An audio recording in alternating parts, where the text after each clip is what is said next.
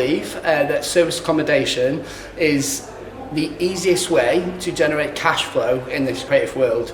And yes, I believe that the leisure market is quite saturated, but the corporate market, which I focus on, has not even been focused on completely, and there's lots and lots of opportunity. So the way I see service accommodation going is a great opportunity to facilitate corporates nationally throughout the UK.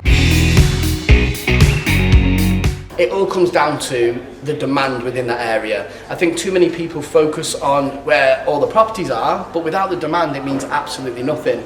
So I think a good location has multiple options for demand.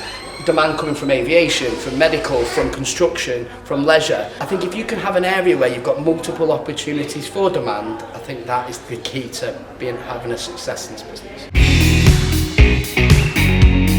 You don't need hundreds and hundreds of thousands of pounds to get into this business.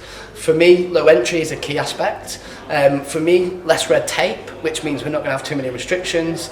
And not only that is the return. For me, a return of a service accommodation is far greater than a HMO would achieve. That's why I believe that's what people should be looking at.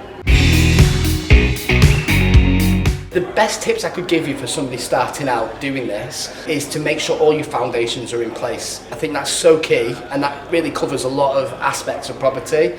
Make sure you've got your website, make sure you've got the accredited bodies associated to you, make sure you've got all your ducks in a row to stand any chance in this business. I think that's the key aspect. And the other side of it is understand the basics first, okay?